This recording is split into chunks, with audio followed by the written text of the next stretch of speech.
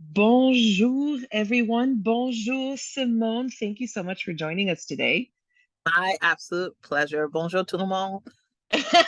I'm very impressed with your French. You do give me a French sentence every time that we communicate, and I so I do. am very impressed.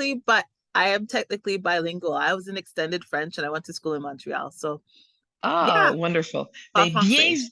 bienvenue. We'll do this again in French then. But bienvenue, Simone Samuels. Bienvenue au lit. Welcome in bed. Thank you for putting your jammies back on so we can get comfortable in bed with the fitness industry. And thank you so much for joining us. Thank you so much for agreeing to come on and being able to have this chat so that we can get to know you a little bit better and get some inspiration and find out everything that's happening with you. For those of you that have yet to have the pleasure of meeting or connecting with Simone, Simone is a weight neutral, body positive fitness professional and an equity, diversity, and inclusion consultant and practitioner. She also loves to write, garden, cook, eat, and have lots of fun. And so we're going to talk about all of that today. Let's go right into bed, Simone Samuels. Your favorite sleepwear is very all or nothing. Yeah, nighty or naked. Nighty Nighty or or naked. naked?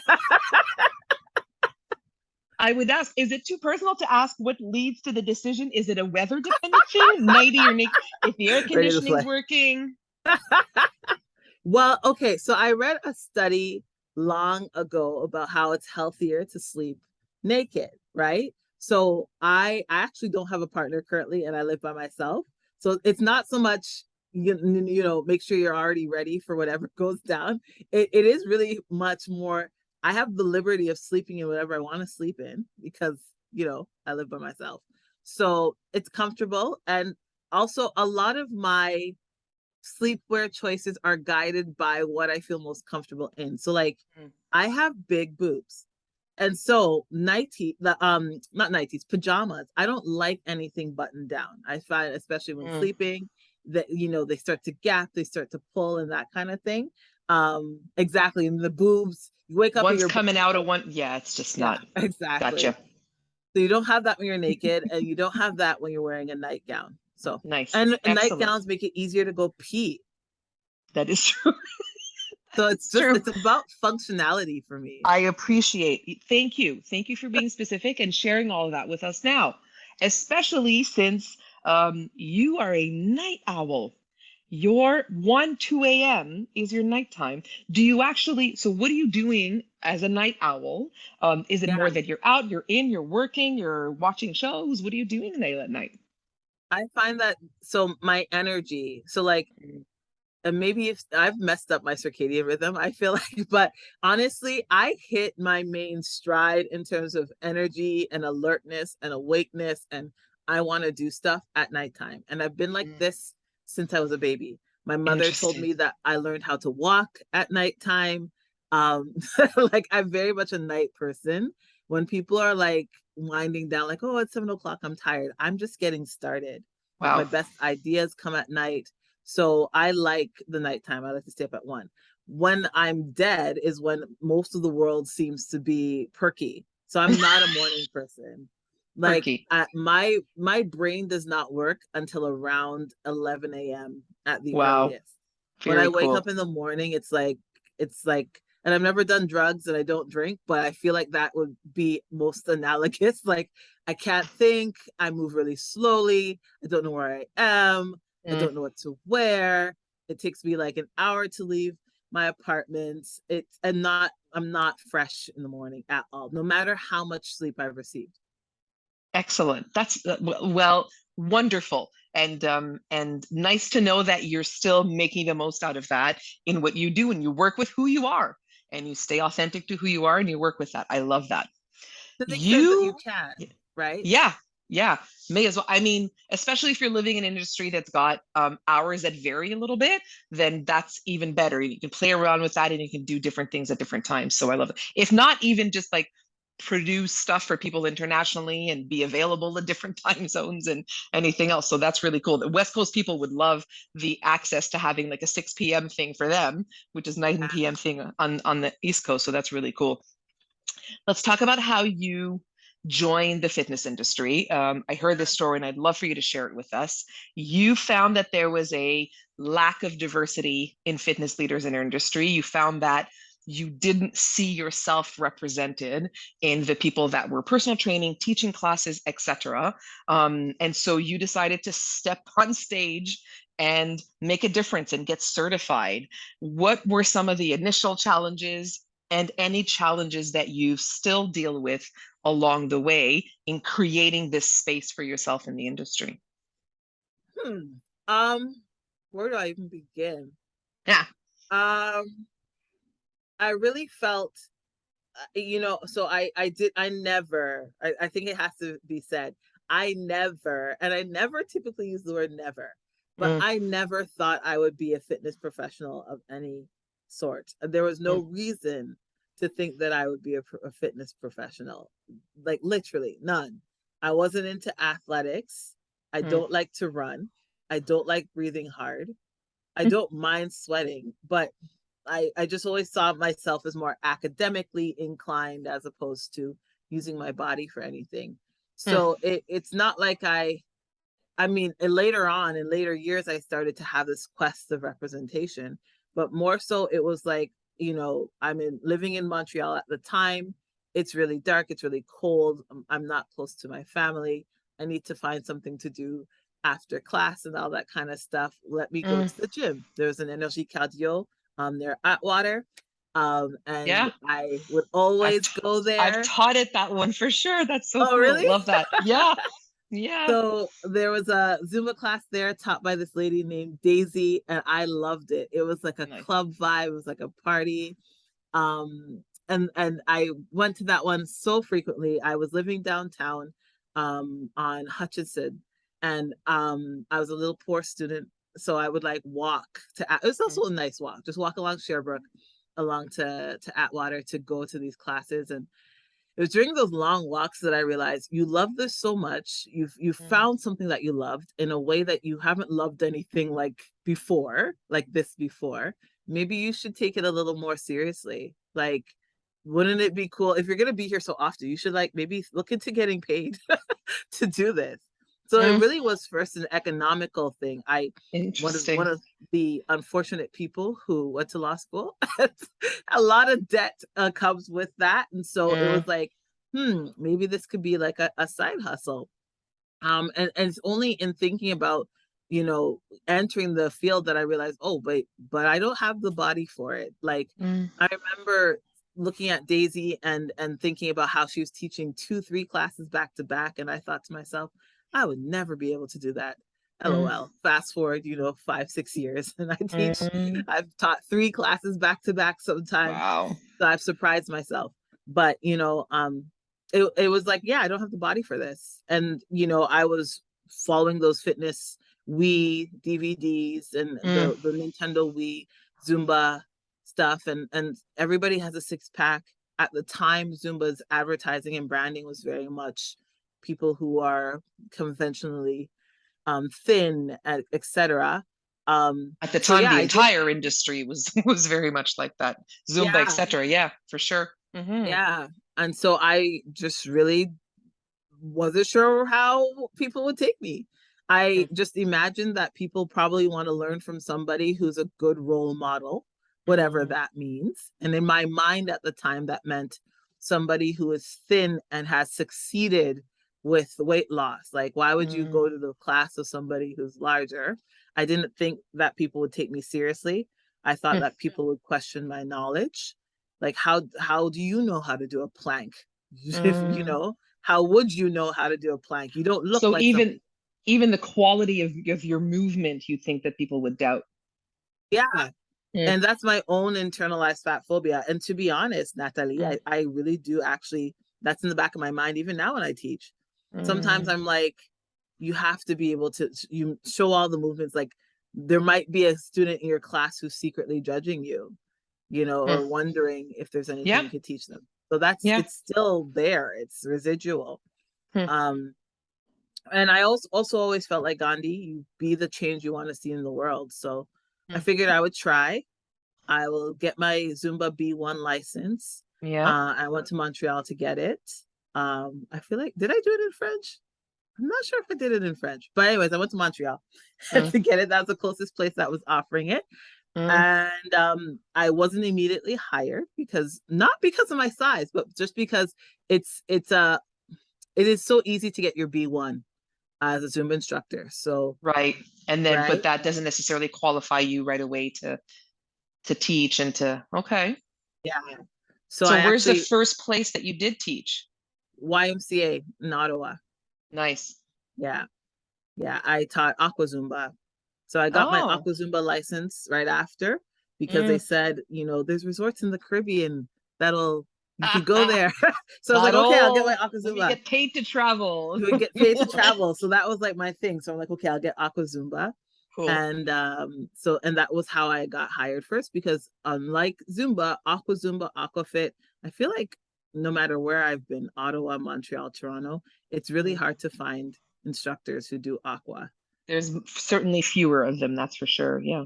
Yeah. So that's where Interesting. I started. And that was very well received. I was teaching 2 classes a week, Mondays and Wednesdays, Mm. after being a public servant in Ottawa. Yeah. And then I finally got my first Zumba class, also at the YMCA, but a different location, Mm. and did that. And it all started to snowball, right? Mm. This was supposed to be a side hustle, but as you well know, most places won't hire you unless you have a national kind of certification, fitness Mm. certification. So that's how did my FIS with CanFit Pro. And Mm-hmm. then from my classes, I started to have people, much to my great surprise, say, "Oh my gosh, can you train me?" And I Mm. was like, I had Mm. to turn them down because I didn't have a personal training certification. So then I got my PTS with CanFit Pro. Mm-hmm. With Aqua, I was just like, if I do Aqua Zumba, I should probably know the principles of Aqua Fit. So then I got my group aquatic certification with Kala. Mm-hmm. And then Kala had an aqua kickboxing. And so I was like, okay, that could be fun. Let's do aqua kickboxing. And so it just really all snowballed Mm. from there. And have you ever since then, if you had to assess in terms of the you feeling like you're capable to do what you do versus other, I'll ask it a different way. If there is doubt, has there been doubt? And if yes, does it come more from you? Does it come more from the industry? Does it come more for hiring managers, the clients? If you still have doubt related to your capabilities of being able to be a phenomenal instructor and trainer, where would you say it mainly comes from now? So I want to say that if anything, it mainly comes from me. But as we know with a lot of internalized oppression, Mm, right? Usually, if it is internalized, it's because it at first came externally, there was right? something there. Yeah. There's something there. Mm, So, no, I've never been in a situation with a hiring manager where they're like, we're not going to hire you. I have actually been very roundly welcomed and accepted, much again to my great surprise. There's only one gym I mm, ever applied to that did not take me. And I'm to this day not sure why. They said I mm. did not have enough energy. But other than that, Okay. Have they met you? Okay, sure, sure, sure. right? But other than that, all the other gyms I've applied to have accepted me. Even when I mentioned this, I remember one hiring manager being, "No, you're great. Like you Mm, are beautiful. You are wonderful." mm, So no, I haven't received it from the industry, but we pick interesting. up on things, right? In little Yeah. ways, right? Like I Yeah. remember when one gym I was working at had their, I don't know if this give them away. They had their 20th anniversary at the time, Mm. which could be any gym, I Could be a suppose. few. Could be a few. Yeah. Yeah.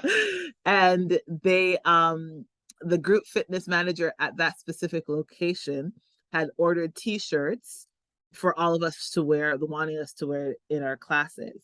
Sure. She only ordered up to a medium, and I was like one of the only plus size instructors on staff.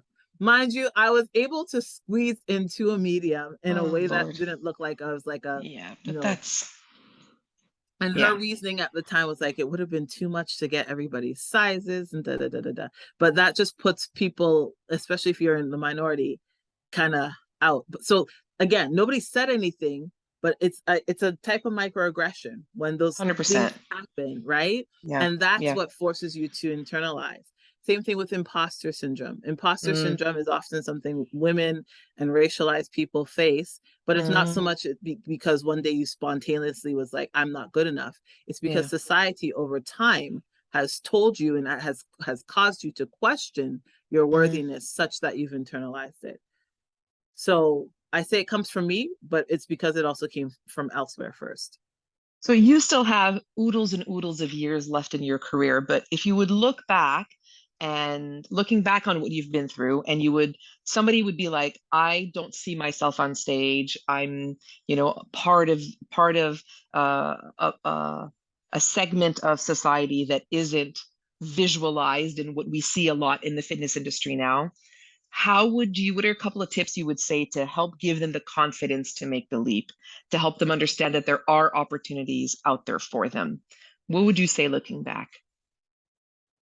I guess my dad always says nothing tried, nothing done, right? Mm, So oftentimes there are opportunities that are there only when we are ever so daring to take that first leap.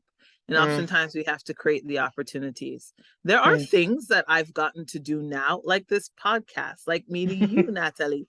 I could have never have envisioned towards the beginning of my career. And there was no reason to think so. But by being myself and being authentic and showing up Mm, and being unashamed about that, other opportunities have presented themselves. mhm. And our world has shifted in so many different ways, especially over the past 2 years, that even more opportunities have presented themselves. Nice. So I So would you say never to know. someone, you never know. You Mm, literally don't know. Go forward. It's not going to be easy necessarily, yeah. but if you believe in yourself, and it sounds cliche, but I do believe that if you believe in yourself, Mm, you'd be surprised. mm. And you and I, to reference to what you just said, had the pleasure of meeting at a big weekend of Cancer Pro, where we met at the Women Who Influence event at which you spoke, and hearing you speak and the authenticity in which you speak is one of the first things that compelled me to be able to go right up to you and ask you to be a guest here. So thank you again for joining us. And you were amongst the top three finalists who were nominated for Fitness Professional of the Year as a group fitness instructor. What did that nomination mean to you? It's just so phenomenal to have be able to that many people get to know who you are and what you do and see the videos and understand more about you. What did that mean to you, that nomination? Validation and Mm, confirmation. That's mm, what it meant to me. Validation and confirmation. Whenever you are in front of a group of people teaching, especially, it's mm, very vulnerable, especially if you're doing something that you never expected yourself to be doing. You're wondering if you're doing the right thing, if you're wasting time. Mind you, I only mentioned the law piece, not because it's important for everybody to know that I went to law school, but just so you could have an understanding of how random and how far away and disparate this is, right? uh, I didn't even take myself seriously in terms of doing Zumba. I wouldn't mm, even, it's only until recently that I even put it on LinkedIn because I didn't think it was a serious thing. This is what I mm. do in the evenings, and I have fun, and you know um Interesting. but it's I take the nomination just like the comments I've received after my classes. It's just a reminder, and I often have to be reminded again and again Mm, that no, you're on the right track. You're mm, doing the mm, right thing. Like, this is for you. You're making a difference. If you had told me, gosh, if you had told me 6 years ago that I would be a finalist, mm, right? Like, it's again, things have happened to me in this second career that's mm. running parallel to like my EDI career that I could have never imagined. So it's all the world to me. It's so much validation. It's interesting. I find it really interesting that you mentioned that from a from a mindfulness perspective that you say it's validation. And in the same breath, you mentioned that the comments of your class participants saying thank you to you, or saying that was amazing, or saying that was a great class, thank you so much, is also validation, because that means you hear it.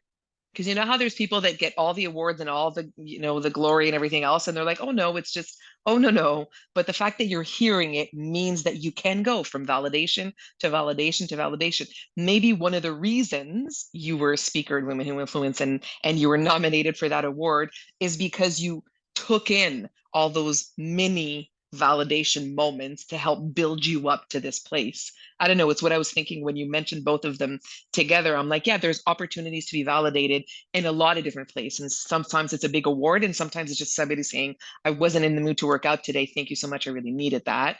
Exactly. And they're really both meaningful, right? Yeah. Yeah, in their own ways. If I In mean, their own way. I did not need this in my, I mean, it's welcome in my career, but I did not need this in my career to Mm, let me know about whether or not I have an impact. Like you have an I impact. have a little bit of a Google document, like a running total, because I realized I need to actually collect this. And Mm, one of my group fit managers used to send me screenshots and pictures of photos of the comment cards that she would nice. get. And Nice. I just keep that like in the Google just to read Yeah. from time to time because Yeah. because they're not comments like thanks for a great class. They're comments like, yeah, like you mentioned, I was not going to get up this morning, but your comment, your class is the only reason why I decided to get up today. Mm, Or, I'm suffering from Lyme disease and fibromyalgia, mm, and I'm always in pain, and you're like a breath of fresh air, and you are so inspirational.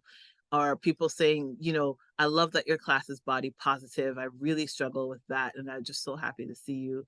Or mm. people, buying me wine, and like, I Like, I remember I don't tried drink, to but get. somebody, I don't drink, but I'm gonna use it for a it's the podcast. thought, But it's the it's the gesture, thought, it's the gesture. it's a Yeah. gesture. Or being able to get my class participants together Yeah. when back in Yeah. Ottawa and get them, let's have dinner, and just the kind words that they Yeah. would share, the cards I've Yeah. received.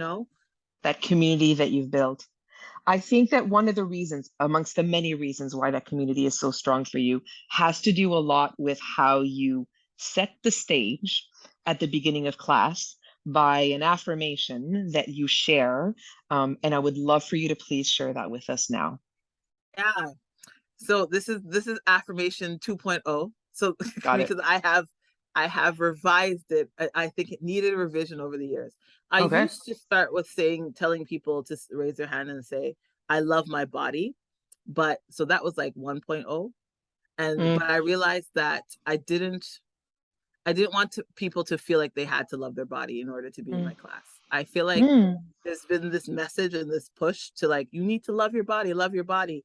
Body positivity is mm, often synonymous with body love, mm. but that's not necessarily realistic for folks, right? Fair. Especially if you have a body that causes you pain, your body's not accepted by society, your Mm. body has you confronting many systemic barriers as you move Yeah, through it's a this it's it's a journey for sure. journey, which is why some people embrace body neutrality, which Mm, is, I have a body, I'll respect it, don't love it, don't hate it, but it's there. Or body mm, liberation, the idea that mm, I am more than a body. So I've taken out the mm, idea of loving one's body, and mm, instead I figured we could all rally around the idea of I have a good body, I mm, appreciate my body, there's nothing wrong with my body.